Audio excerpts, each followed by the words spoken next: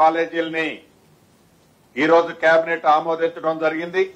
అందుట్లో ఒకటి హుజూర్ నగర్, 2 కొడంగల్, 3ది నిజామాబాద్ లో అత్యంత అధునాతన సౌకర్యాలతో 3 అగ్రికల్చర్ కాలేజీలను కూడా ఈనాటి కేబినెట్ లో ఆమోదించడం జరిగింది.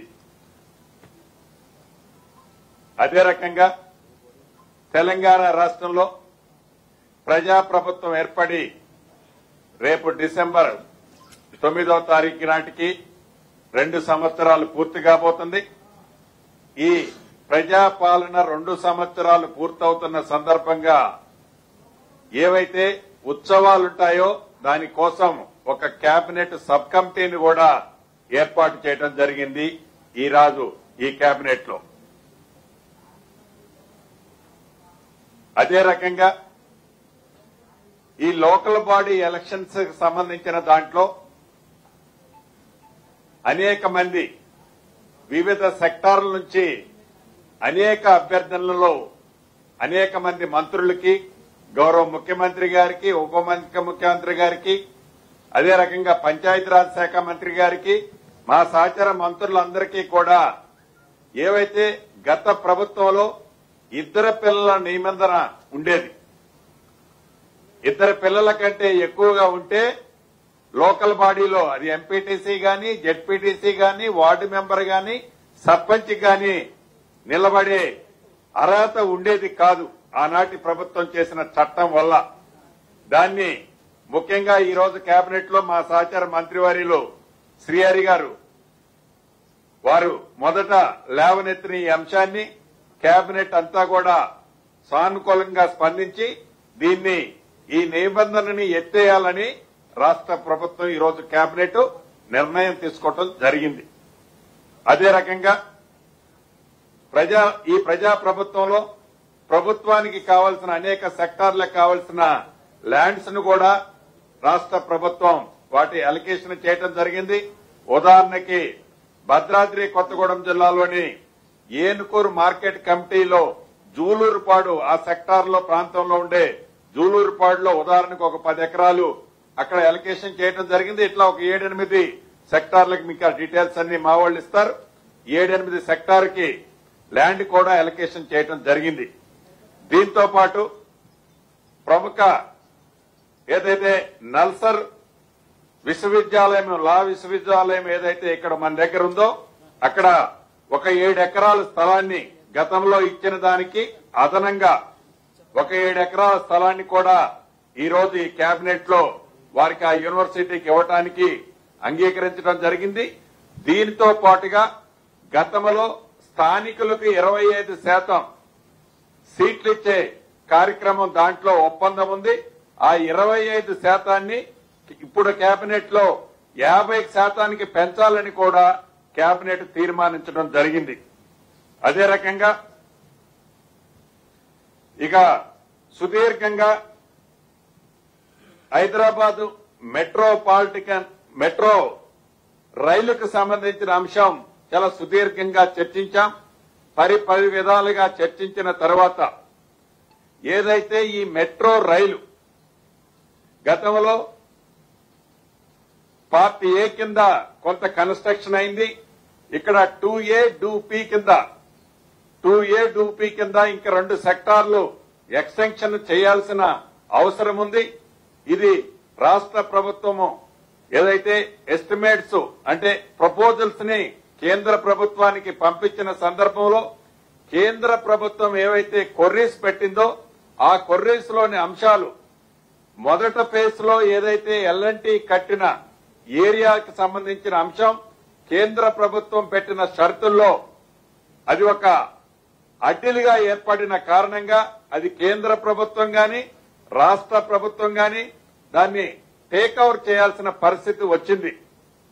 దాన్ని దృష్టిలో పెట్టుకుని దీనికి సంబంధించిన ఫైనాన్షియల్ వైబిలిటీస్, టెక్నికల్ వైబిలిటీస్, ఈ కొర్రీస్ ఏదైతే సెకండ్ ఫేజ్ 2A 2Bకి సంబంధించిన అంశాలు సుమారుగా 35-36 వేల కోట్లు ఫర్దర్ ఎక్స్టెన్షన్ చేయాల్సిన ఎస్టిమేట్ కాస్ట్ తో ఉన్న 2A 2B ఎక్స్టెన్షన్ సంబంధించిన దాన్ని సంబంధించి ఆ వైబిలిటీ దానికి సంబంధించిన దాంట్లో ఈ ఎల్ఎన్టీకి సంబంధించింది కూడా ఏదైతే ప్రైమరీ డిస్కషన్స్ జరిగాయో ఈ ప్రైమరీ డిస్కషన్స్ ఫైనాన్షియల్ వైబిలిటీస్ ఇతరత్ర అంశాలన్నిటినీ క్షుణ్ణంగా పరిశీలించడానికి అధికారులతో కూడిన సిఎస్ చైర్మన్ గా ఆర్థిక శాఖ ముఖ్య కార్యదర్శి, ఎంఐయుడి కార్యదర్శి, law secretary, metro rail MD, urban transport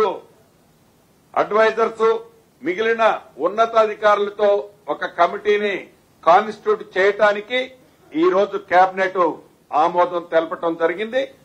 ఈ కమిటీ ఏ కమిటీ అయితే సిఎస్ గారి చైర్మన్ గా అధ్యక్షులుగా ఒక కమిటీని కాన్స్టిట్యూషన్ చేయడానికి కేబినెట్ ఆమోదించిందో ఆ కేబినెట్ ప్రైమరీగా ఒక ఎలాబరేటెడ్ గా ఒక ప్రిపరేషన్ అయిన రిపోర్ట్ ని కేబినెట్ సబ్ కమిటీ ఏదైతే mobilisation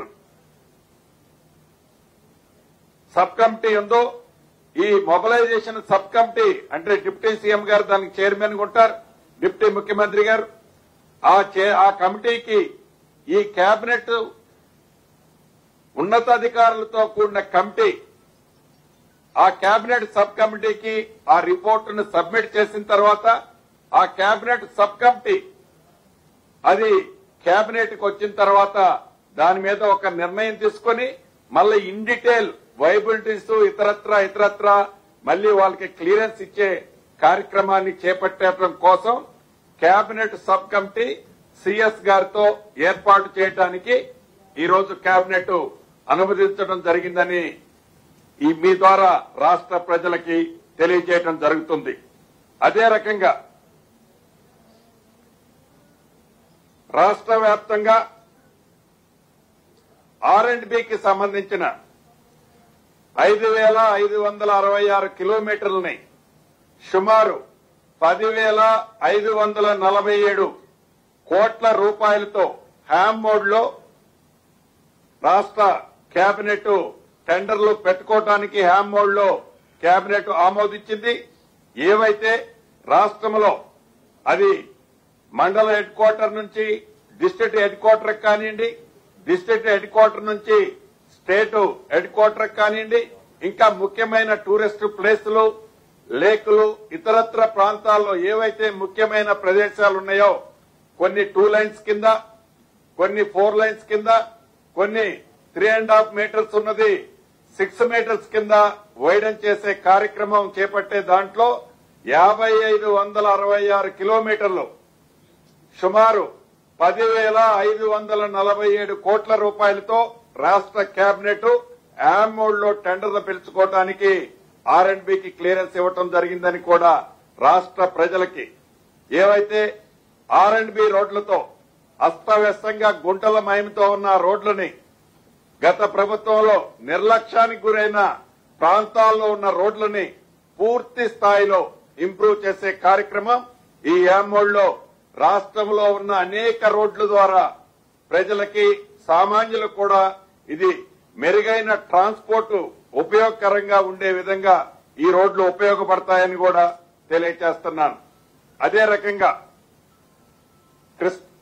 Krishna Vikarabad broad gauge line మార్గంలో అంటే మన మంత్రి గారు నియోజకవర్గం వస్తుంది, దానికి ఆ రైల్వే లైన్ కి సంబంధించిన ల్యాండ్ ఎక్విజిషన్ మనం చేసి ఇవ్వాల్సింది కేంద్ర ప్రభుత్వానికి. దానికి 438 కోట్లు సుమారు 845 హెక్టార్ల భూమి కోసం ల్యాండ్ ఎక్విజిషన్ పర్పస్ కోసం 438 కోట్ల రూపాయలు సంబంధించిన అంశాన్ని కూడా ఈ రోజు కేబినెట్ ఆమోదం తెలపడం జరిగింది. అన్నిటికంటే ఒక మంచి కార్యక్రమం మున్ననూరు శ్రీశైలం ఎలివేటెడ్ కారిడార్ అంటే శ్రీశైలం వెళ్లేటప్పుడు ఆ కోర్ అర్బన్ ఫారెస్ట్ ఏదైతే ఉందో రిజర్వ్డ్ ఫారెస్ట్ దాంట్లో సుమారు 7,500 కోట్ల రూపాయలతో రాష్ట్ర కేంద్ర ప్రభుత్వాల భాగస్వామ్యంతో సుమారు 75 కిలోమీటర్ల పొడవుతో ఈ హై లెవెల్ కారిడార్ ని ఎలివేటెడ్ కారిడార్ ని కూడా ఈ రోజు రాష్ట్ర కేబినెట్ ఆమోదం తెలపడం జరిగిందని మీ ద్వారా రాష్ట్ర ప్రజలందరికీ తెలపడం జరుగుతుంది.